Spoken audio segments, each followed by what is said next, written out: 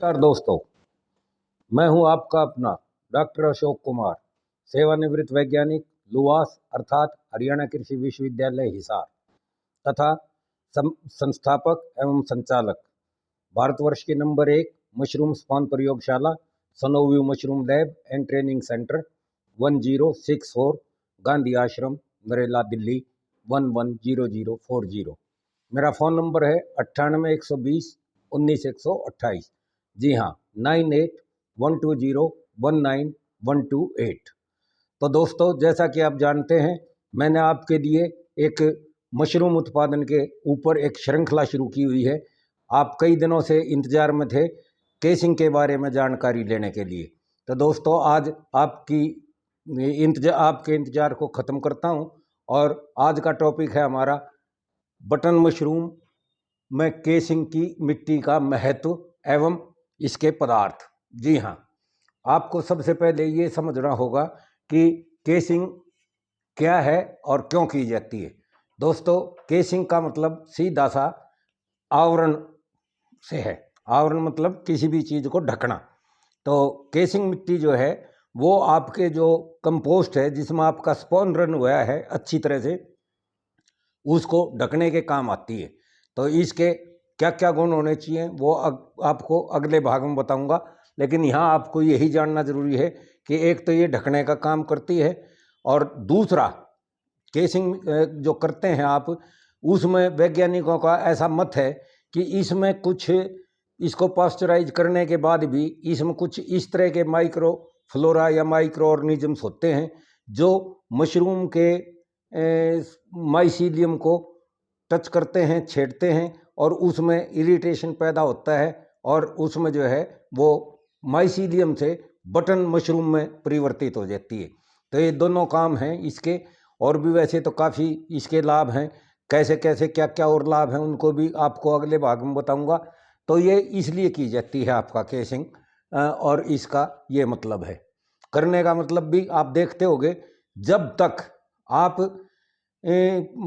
Casing नहीं करेंगे तो आपका जो माइसीलियम है, आपका जो मशरूम का जाड़ा है, वो वहीं पर घूमता रहेगा, वहीं चलता रहेगा, उसी में वो होता रहेगा। जब तक वो किसी केसिंग मिट्टी के संपर्क में नहीं आता है तब तक वो बटन मशरूम के फॉर्म में नहीं बदलता है। तो केसिंग मिट्टी जो है वो बटन मशरूम पे की जाती है या फिर आपका मिल्की मशरूम में की जाती है। तो उसमें भी यही कारण होते हैं। तो इन दोनों उसमें ये केसिंग आपकी की जाती है। तो अब दूसरी चीज़ ये है कि केसिंग मिट्टी तैयार करने के कौन कौन से पदार्थ हैं या कौन कौन से अवशेष हैं। जी हाँ दोस्तों, वैसे तो काफ़ी वो हैं। नंबर 1, गोबर की खाद, कम से कम 2 साल पुरानी या 3 साल पुरानी। अब इसको कैसे अच्छी केसिंग बनाई जा सकती है, 2 साल से पहले भी तैयार की जा सकती है कि नहीं, ये भी हम आपको एक अगले भाग में बताएंगे कि गोबर की खाद को आप कैसे अच्छी केसिंग में परिवर्तित कर सकते हो और जल्दी से जल्दी 1 साल में भी इसे तैयार किया जा सकता है। ये मैं आपको अगले भाग में बताऊंगा। दूसरा जो चीज़ है इसके लिए वो है पीट सॉयल या पहाड़ों की पुरानी मिट्टी। जैसे आपका श्रीनगर कश्मीर वगैरह या हिमाचल वगैरह है जहाँ पे ये पीट सॉयल निकलती है, पीट मॉस निकलता है, लेकिन ये बहुत महंगी पड़ जाएगी आपको, इसलिए ये प्रचलन में नहीं है। लेकिन किताबों में अगर आप पढ़ोगे तो इसका भी बहुत जिक्र है और ये सबसे अच्छी केसिंग सॉयल होती है, लेकिन उपलब्ध नहीं है। तो आप इसको बस खाली याद कर सकते हो, आप दिमाग में रख सकते हो कि ये भी एक वो है। और ख़ास तौर से जो हमारे जम्मू कश्मीर साइड के या हिमाचल के मशरूम उत्पादक हैं उनके लिए ये उपलब्ध हो सकती है, वो इसको कर सकते हैं। आपके लिए ये हरियाणा, पंजाब, उत्तर प्रदेश और आपका बिहार या बंगाल, आपका ये राजस्थान, इसमें ये महंगी पड़ेगी। तीसरी चीज़ है कोयर पीट या नारियल का बुरादा। जी हाँ, आप देखते होंगे आजकल इसका प्रचलन पिछले 8-7 साल से 10 साल से काफ़ी बढ़ रहा है और दिन प्रतिदिन बढ़ता चला जा रहा है। ये आपको दो उसमें मिलेगा, एक तो आपको चक्की के रूप में मिलेगा, टिक्की के रूप में।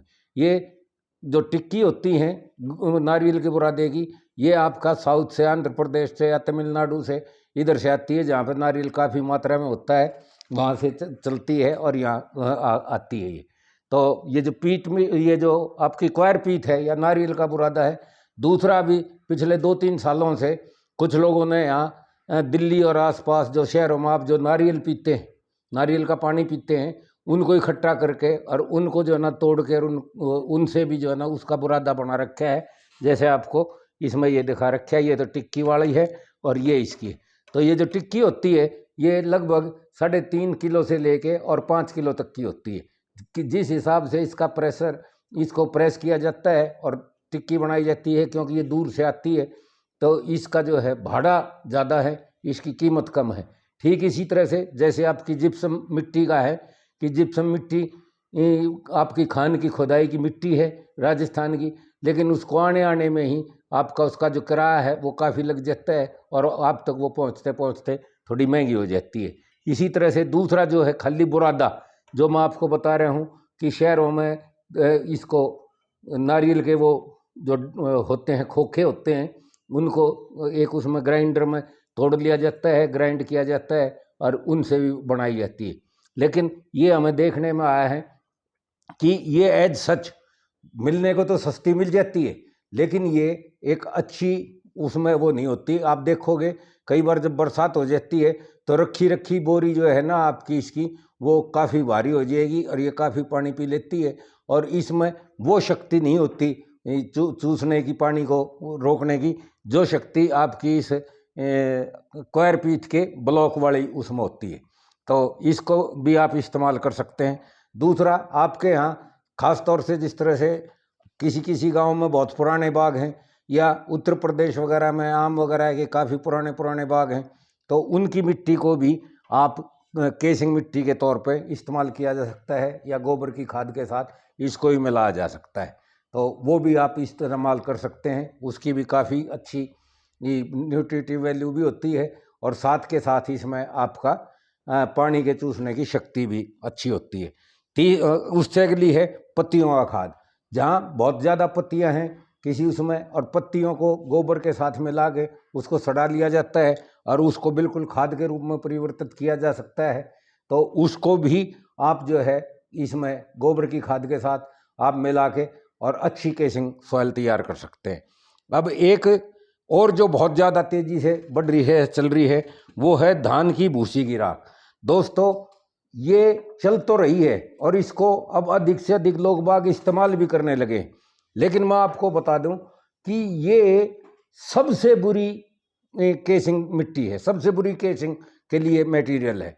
क्यों? क्योंकि एक तो इसमें जो है इसकी इलेक्ट्रिकल कंडक्टिविटी, विद्युत चालकता इसकी बहुत अधिक होती है, तो उससे ये आपका अच्छी केसिंग मिट्टी नहीं की जा सकती और इसको आपको इस्तेमाल नहीं करना चाहिए।